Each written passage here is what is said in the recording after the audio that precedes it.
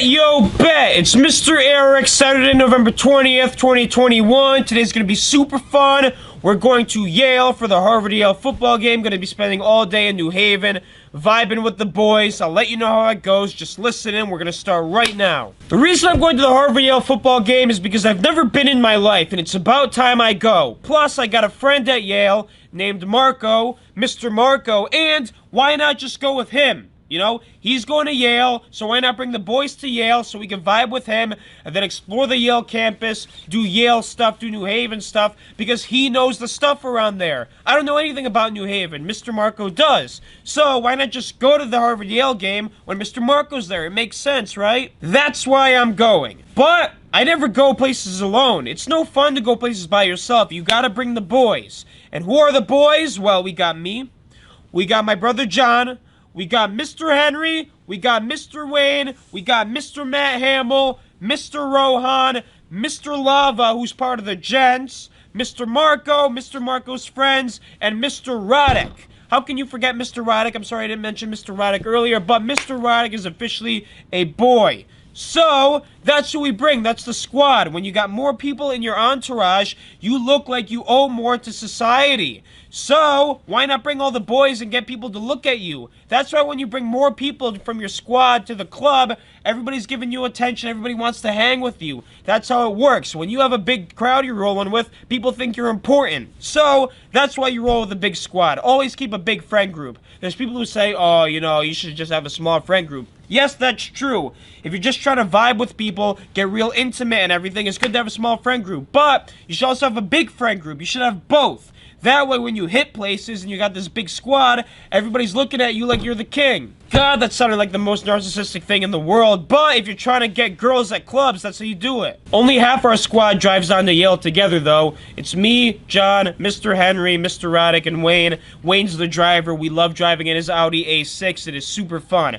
On the way down, I start playing a game with Wayne. I don't know why I start playing it, but I start counting every car that he passes. Because Wayne drives super fast on the highway. The kid calls me sometimes, and he's driving like 120, and I can hear his engine roaring. So I figured, you know, let's just see how fast Wayne goes, how many cars he passes. He only passes 97 the whole time. Huh? You didn't get 100. I'm sorry, Mr. Wayne. You gotta drive faster next time. We make it to Yale, though, safe and sound. Meet up with Mr. Lava, who directs us to Marco's dorm, where we find Marco, Rohan, and some of Marco's friends. We dap each other up, shake hands, say what's good, and then we just chill for a little bit before going to some bagel place so they could get breakfast. The whole time they were getting breakfast, I'm on the phone with Mr. Matt Hamill because Mr. Matt Hamill drove down separately, and he's got to find us. So I tell him, you know, where to park, where to meet us. I just share with him my location on Snapchat, and he eventually finds me. This is where he finds me, though. He doesn't find me on the street. He doesn't find me near some shop. He finds me at this frat house we go to. I mean, I say frat house because I don't know what else to call it, but Mr. Marco has a friend who goes to Yale, and he lives off campus in a house, and that's where we go for a little tailgate pregame thing. There's a bunch of Yale kids there. I talked to one of them about random stuff like healthcare policy. I don't know why the heck I talk about that, but that's what we talk about. He also tells me about computer science, so that's what we talk about. In a little bit, though, I feel like going to the tailgate, so I leave them there with Mr. Marco, Mr. Rohan. They stay at the house, and the rest of us go to the Yale tailgate. By rest of us, I mean me, John, Henry, Roddick, Wayne, and Matt Hamill. Yup, we go out to the tailgate and we just chill there. Why am I saying chill at the tailgate? No, there's a reason for everything, okay? And here's the reason I want to go to the tailgate. I gotta take the story back to spring of 21, though. So, back in spring, I met this girl on the Bumble app. I don't use Bumble anymore. I think it's freaking stupid. But there's a period of time where I was freaking huge and looking good, so I exposed myself on Bumble, and I got some girls to talk to me. So, one of these girls was super cool. And we vibed, we got Snapchats and numbers and whatever, and we talked for a long freaking time. I'm talking like a month and a half, just random communication over text. And I tried to ask her out a bunch of times, and she was really freaking weird about it. Like, she would always say she's busy, but she'd still want to talk to me, and she'd hit me up. Like, I wouldn't hit her at first sometimes, she'd hit me up. So I thought she was super interested. But it got to the point where I didn't go out with her at all. So I'm like, you know, screw this. If you're not going to make plans with me, you know, why not just stop talking? So I stopped talking to her, she stops talking to me, and the summer goes on, I don't even think about her once. But all of a sudden, 2 weeks ago. Yep, 2 weeks ago from today, she sees my post on Instagram about this book business, and she shoots me a DM, and she's like, "Oh my god, that's so cool. I can't believe you got the business to grow that much. Wow." And I feel pretty good about it. Like, maybe she's interested again. So I hit her back, and I'm like, yeah, thank you so much. How you doing? All this stuff. And we talk for a little bit. And all of a sudden, she says, "Yeah, I want to come check it out. Like, I want to get some books." So I say, "All right, cool. What type of books you into?" And she says, "Oh, I like James Patterson books." So I'm like, "All right, bet. Yeah, come through. Come pick up some James Patterson books. Want to come this weekend?" "Yeah, I'll come this weekend." So I'm expecting her to come this weekend, and you know what? She flakes again. Nothing new. You know, I expected it too. I wasn't too dumb to, like, make plans for her to come. I wasn't too dumb to free up my schedule just so she comes. I did my own thing, and I'm very happy about it because she flaked. Of course she flakes. Girls are weird, man. Girls always flake, alright? There's something weird about meeting girls because when it comes time for you to hang out with them, like, they just flake. They don't want to do it. They get nervous or whatever, and they don't want to meet you. I don't know what goes through their mind, what goes through their heart, what they're thinking emotionally, but they just flake all the time. If they get, like, one weird vibe about you, it's all off, okay? If you send one text or whatever that's a little bit different than the other texts you sent, it's like, "Oh, I'm not interested in you. I don't want to meet you anymore. You're going to rape me." Oh my god, if you really think that way, you got something wrong with you, okay? Just do something. Try something out in your life. Don't be scared. If you're scared to meet somebody because something wrong is going to happen, you know the chances of that actually happening? You know the chances of actually being murdered or raped by a guy you've been talking to with all the records and evidence being over the phone? It's going to be very obvious for that guy to get caught and thrown in prison. If you're scared about this guy because, like, you haven't met him yet, like, that's the reason you got to meet him, because you haven't met him yet, all right? But anyways, I'm getting ahead of myself here, yeah. So this girl, she flakes, and I'm like, all right, whatever. She flaked like a week ago. But then I hit her up again, and I'm like, "Hey, you know, want to come this weekend?"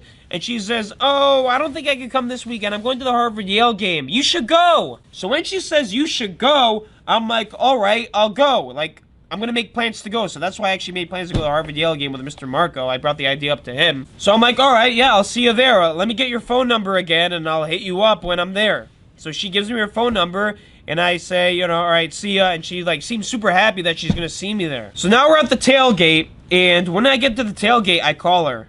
No answer. I shoot her a text, and I say, "Where are you at?" And she responds saying she's in Lot D, and I'm like, all right, I'm 30 minutes out. When I get there, I give her another call. No answer. All right, so I call again, double call. I have no shame. Double call. No answer. Shoot her another text, you know, "We're here, like, we're in Lot D, are you?" And she shoots a text and says, "I'm at this frat tent, like Kappa Sigma Phi or whatever. I don't remember the name, but she says she's at this frat tent." So the boys and I are all looking around for this tent. It's green, and we find it. So I start looking around for this girl because I know what she looks like through Instagram, and I don't see her anywhere.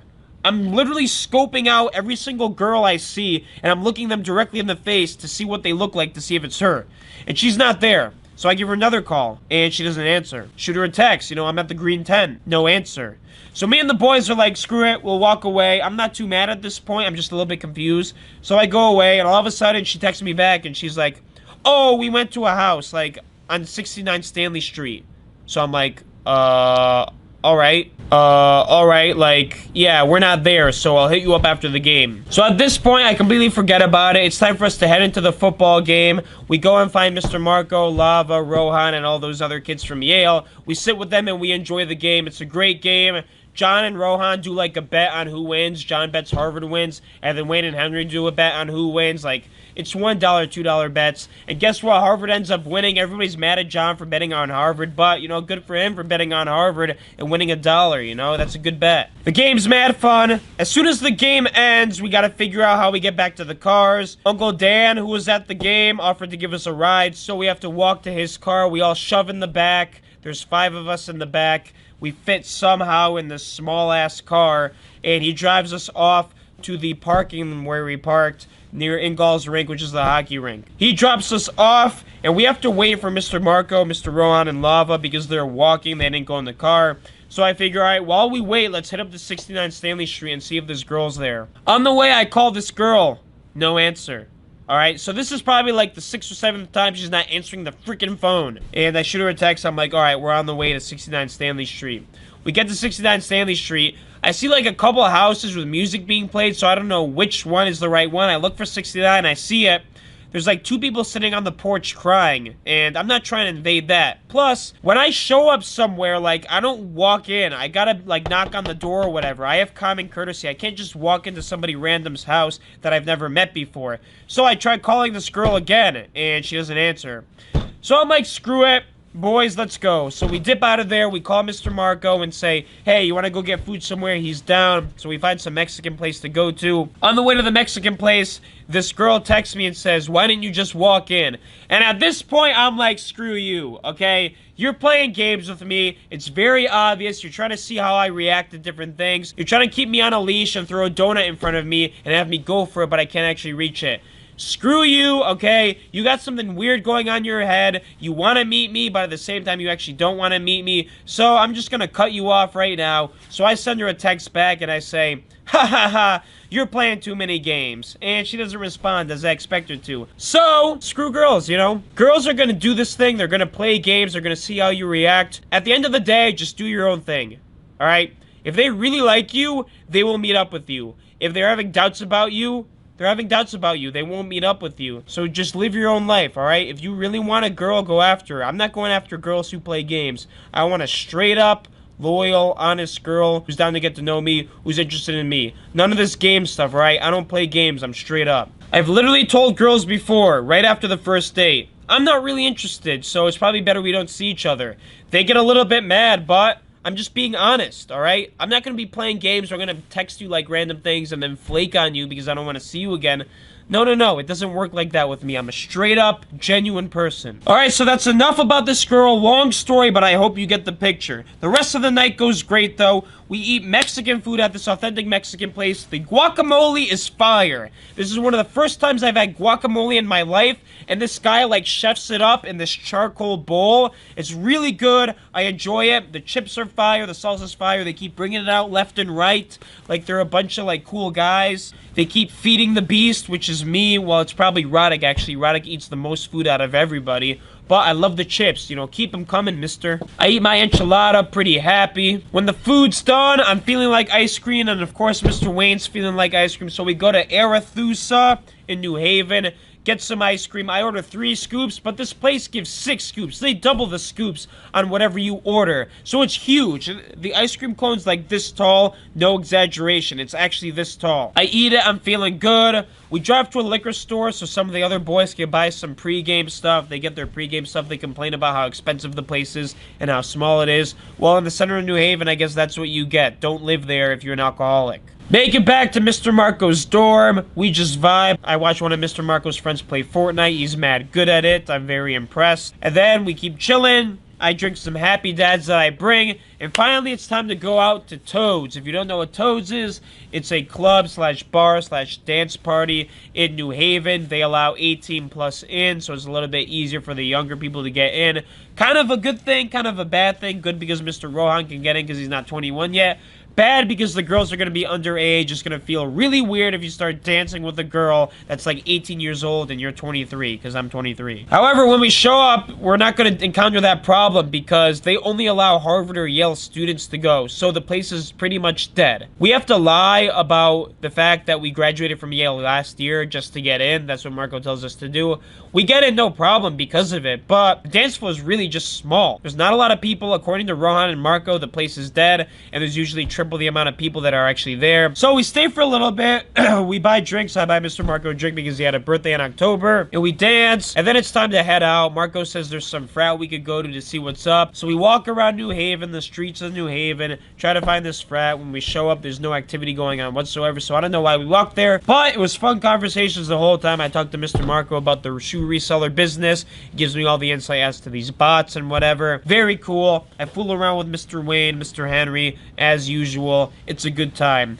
We eventually make it back to Yale. and we go inside to this common area where there's board games, so we can play board games and eat food. Wayne and Mr. Rohan play Jenga. I love watching Jenga because it's exhilarating and gets my heart rate up. I get anxious just watching because I don't want the freaking Jenga pieces to fall on the ground and I have to clean them up. Mr. Wayne and Mr. Rohan play a good match. John, however, screws it up. He, like, moves the table or something by accident, and it topples on Wayne's turn. So technically, nobody won, but Rohan actually won because it was on Wayne's turn. Go back to Mr. Marco's apartment, say bye, and then it's time to drive home. I get a little nap in the car. When we make it home, I hit the hay immediately. Feeling good. Tomorrow, what's going on tomorrow? Oh, God, I gotta look at this. Oh, yeah, tomorrow there's no hospital shift. I'm going to warehouse. I'll let you know how that goes. But till then, peace out.